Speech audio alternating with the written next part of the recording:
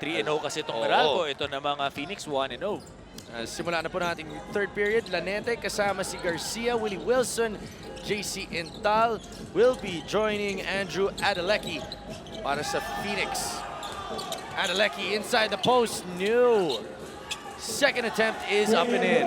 Working hard. You know, one-on-one sila ni Arinze Onuaku, but still able to get, he missed the first one, got that offensive rebound, put it back.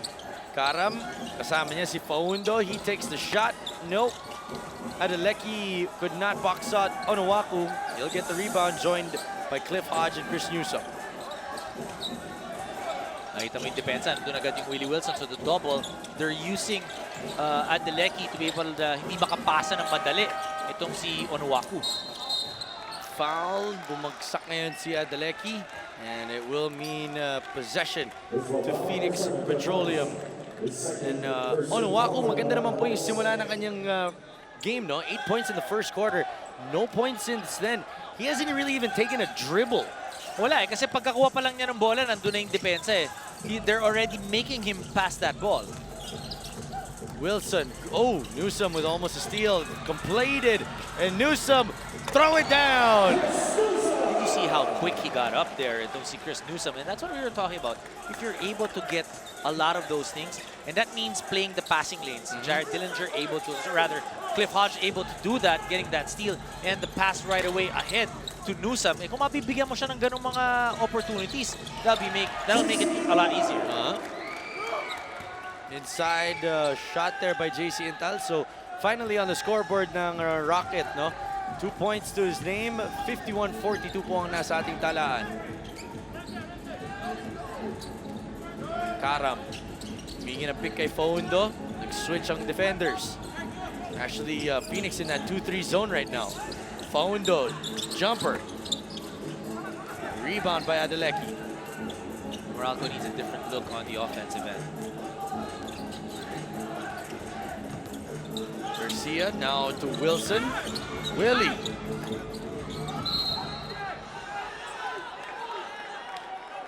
Ball sails out. Maiiwan pa rin dito sa Phoenix Fuel Masters.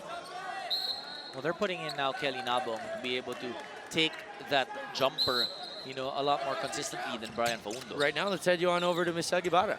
Coach Norman Black said to his guards, you have to be ready to shoot and lock down those good looks para daw ma-divert ang attention sa kanilang import. And for added motivation naman, Coach Coy Banalo of Phoenix wrote on the whiteboard, success is a journey, not a destination. So for the second half, they gotta take care of Gary David, Baser Amer, and react quickly. Back to you. Thank you, Sel, for that report.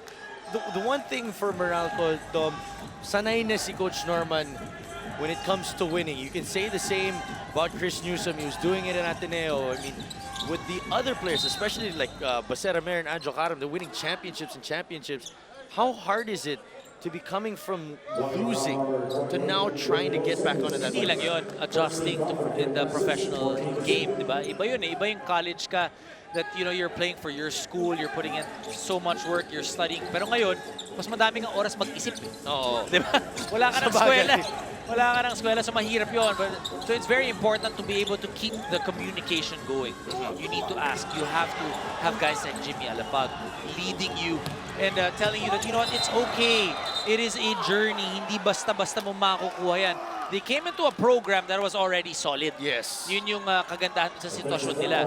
They didn't have to actually build from the bottom, which is what Meralco is trying to do now. 51-42 po na sa ating talaan. An offensive foul called on Chico Lanete sa hawi kay Chris Newsom. So it will be an offensive stretch here for the Meralco Bolts. Newsom jumper is in. Well, Newsom, Dillinger, these two guys basically play the same, meaning they can attack, they can knock down threes every so often, and they can also take it to the basket and the fast break. So Coach Norman Black really trying to, hoping na pag ginamit niya yung isa, pagpasok ng isa, hindi mag-iiba yung laro. Tal Mintes, Onuaku ang kukuha ng rebound. Karam, spinning, inside, Hodge will finish. And you like how there's a different look on the offense. Diba, I mentioned before that timeout, they need something different, meaning penetrate the gaps. Hindi yung basta mag-dribble sila, then they'll try to look for their import or go off that pick and roll and then nagsiswitch lang or magzo-zone itong Phoenix na wala masyadong napupuntahan. Offensive foul will be called on Lanete. So babalik na naman sa Meralco. Pang-apat na yan kay Chico Lanete, who's playing fantastic basketball. Yun nga lang. Those 4 fouls will put him in some trouble. So Coach Koy Banal going with a big lineup right now. Na pinasok niya si Mac Barakael. Only true guard out there is R.R. Garcia.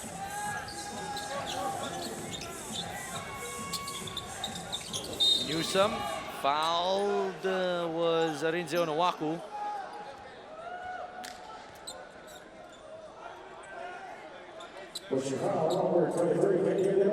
Yes, it will be on Adeleki. Pangalawa na yan sa kanya. Newsome as Meralco keeps chipping away at this lead, and Newsome getting things going once again for Meralco. Not with Willie. Maybe if I put in Rodney, he was going to get... Nagbabalik po ang inyong PBA live on TV5, and let's break down a play here, Dom, to show what was going wrong with Meralco in the first half. And what do you got? Well, nakita natin yung depensa talaga nitong Phoenix Petroleum. Really doing very well against Arinze Onuaku. Makikita mo, if you pause it right here, you look at R.R. Garcia, he's already waiting. So you have 1, 2, 3, 4 guys basically crowding, and even 5 crowding itong si Onuaku. No real space. You need to space it out. If you look at it, if you roll this play, makikita mo, kita mo ang sikip eh, di ba? Tapos wala. Na-anticipate na nung Chico Lanete, not even giving that ball fake. So that means that's an easy 2 points para dito sa Phoenix Fuel Masters.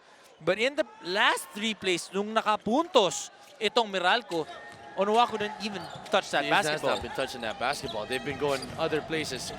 Katulad ni Chris Newsome attacking the basket, and that will eventually open up the paint for Arinze Onuaku, right? Yes. Orbistondo, binigay kay Barakael, galing sa labas. And Newsome with another board.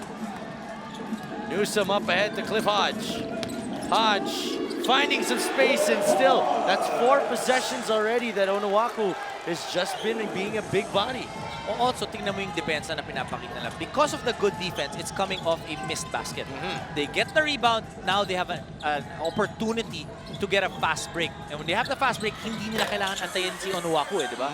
Or hindi nila pwedeng antayin because mas babagal yung laro nila. Look at it, it's basically 4-on-3, 4-on-5 now, and Onuaku able to get down. But Newsome, again, getting all the way to that shaded area. So the defense of Phoenix really needing to push out yung depensa or be able to stay in front dun sa dinidepensahan nilang 1-on-1. And just like that, Meralco taking a 1-point lead. All on the shoulders of Chris Newsome. Pero si Andrew Adeleki, ibabalik na rin niya yung kalamangan sa Phoenix.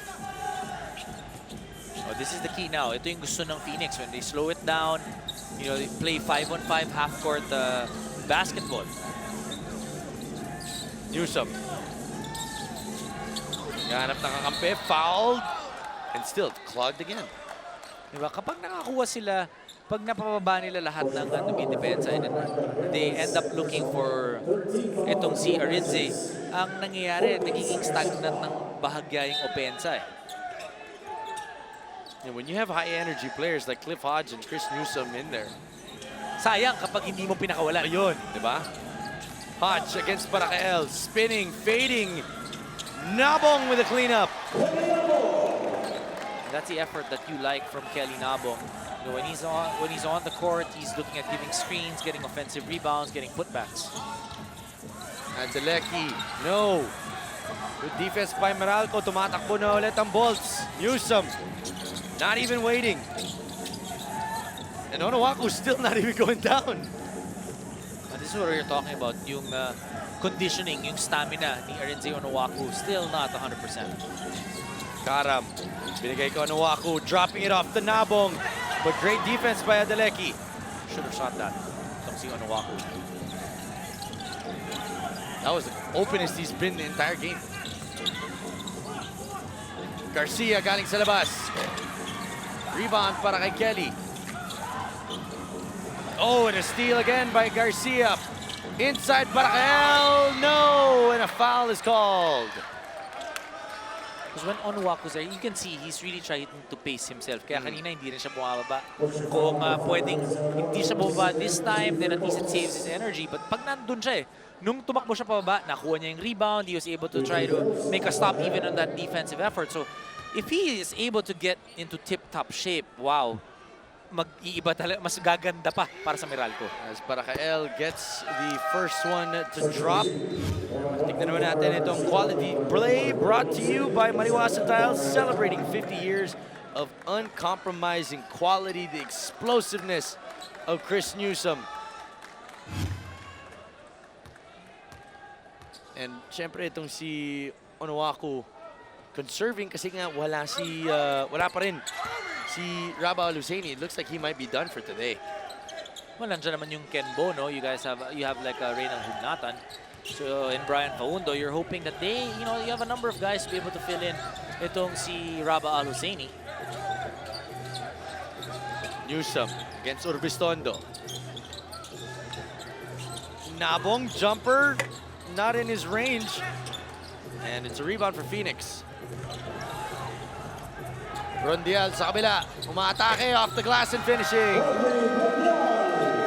Make sure we foul. Everyone's guarding you now, so you become the screener now, okay? You become the screener. Hey, we're going this way.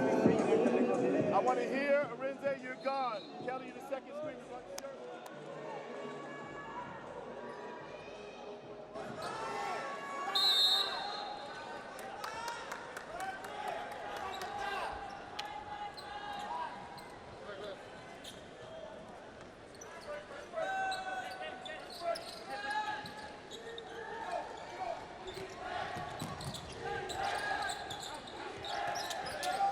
Nagbabalik po ang inyong PBA on TV5. Kelly Nabong and the rest of Meralco took the lead a while ago. So ngayon, bumalik na nga sa panig ng Phoenix Fuel Masters. Arinze Onuaku heading to the free throw line to try and get his first points since the first quarter. And you like that look? It's different because you're not just looking for him at the post right away. Ang ginawa nila ng pick and roll muna sila sa taas, and you saw itong si Onuaku sealing now his defender so that there's less help. Onuaku finally gets that first free throw to go. Baba na naman sa isa ang abante ng Phoenix Fuel Masters. Let's head on over right now to Ms. Sel Guevara. Ang mga Meralco coaches naghahanap ng kanilang mga personnel na magbabox out and rebound. So right now, they're really looking for that inside presence. Back to you. Thank you for that report, Sel. And again, nawala si Raba Al-Husseini. That's another big body that has been taken away. And he was getting a number of rebounds. Yes, he when was. At nung na-injure nga siya, kakakulang niya rebound. Monfort dishing it out. Urbistondo, no. Rondial inside. Can't get that one to go, and a foul is called on Kelly Nabong. Yung high energy na parating pinapakita ni Rondial paying dividends once again for Phoenix. Must be the bun.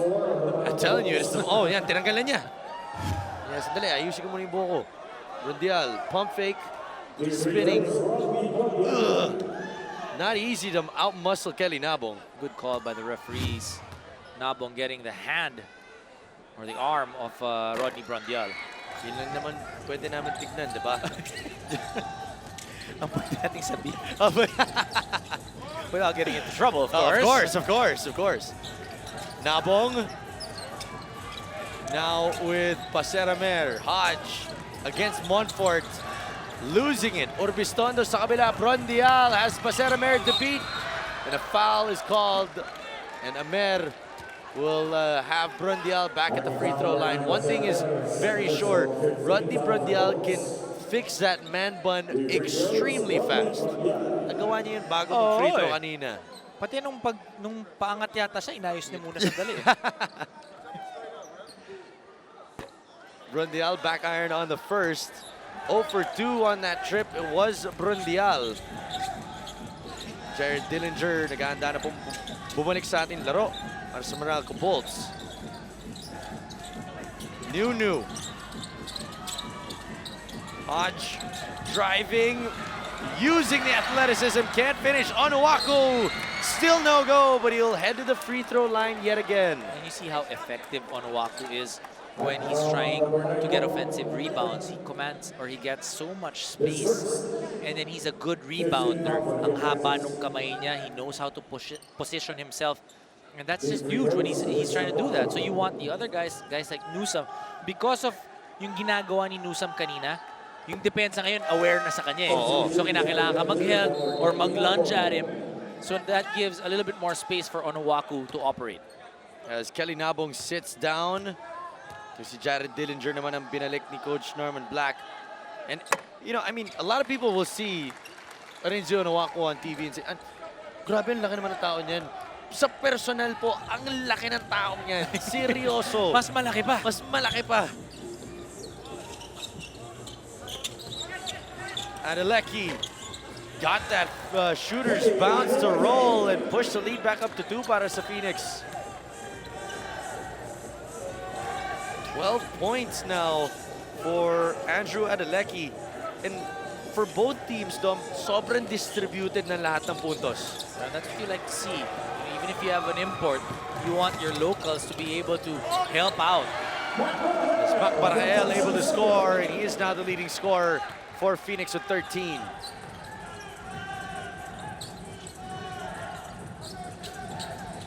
Newsome kontra kay Orbistondo. Newsome driving, finishing. No, he's just able to get to the basket. They need to be able to play better defense against Chris Newsome. So much athleticism, putting in those extra hours to gym to be able to get that. Orbistondo may tangan ng bola ngayon kontra kay Jared Dillinger. Phoenix looking to find any which way to go. Orbistondo forcing up the 3. And Adelecki with the rebound. Amer with the takeaway. And Hodge up ahead. Nunu. JD. Got it. And that three-point shot is brought to you by Oppo F1 Selfie Expert. Aaron, mapapansin natin dito sa third quarter, both teams trying to run a little bit more. Yes. And both teams have a quicker lineup. You know, when you have Monfort and Orbistondo together, you know that they want to push it. Fireball.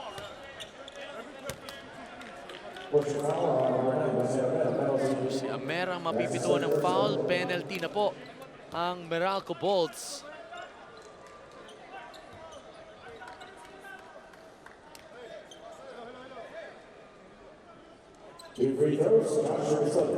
Orbistondo will head to the free throw line.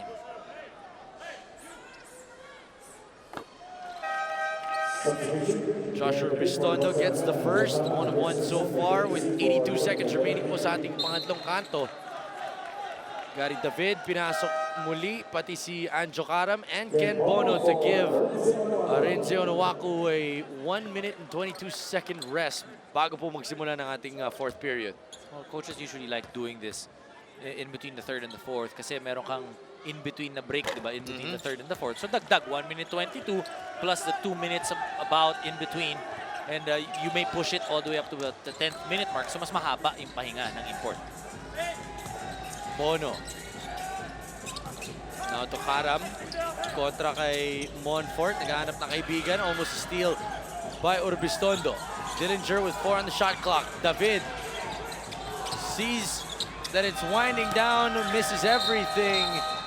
And that'll be 24 seconds too long.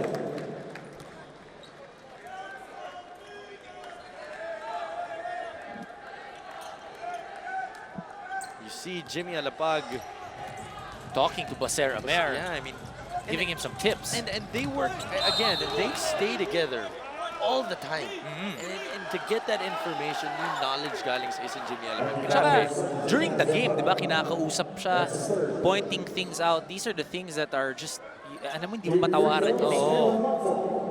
Tsaka hindi mo mabibili yan. Oo. No? I mean, that's something that you're either blessed with or you're not blessed with to have a Jimmy Alapag working with you on your transition into the PBA. And, you know, you gotta commend even the Meralco Bolts organization.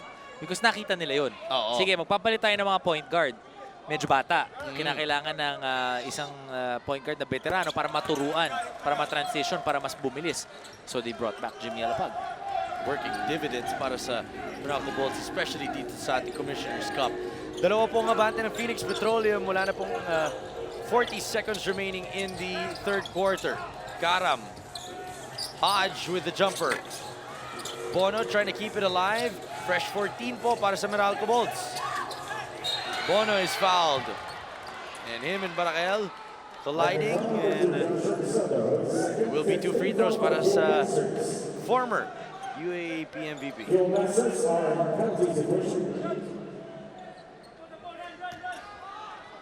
Ken Bono. Bono having, such a nice stroke from the outside. Always had that stroke, no? A lot of his points nung nag-MVP siya, nanggaling sa labas. Oh, he was hitting 3-pointers and everything. 2 generations of Adamson centers in the game right now. Rodney Brundial at si Ken Bono. 65 apiece. Has a 1-second differential sa ating mga orasan. Brundial against Dillinger, able to put that one in. Just so patient itong si Rodney Brundial. Dillinger, dinabas, Karam at the buzzer, got it! And at the end of 3 periods of action, we have solved absolutely nothing. 67 apiece with 12 minutes remaining here in this game. Tignan natin ulit just for confirmation. Karam with a whole lot of time remaining on the clock, able to drill that home and make sure that this game goes into the 4th period with 0 points separating the 2 teams.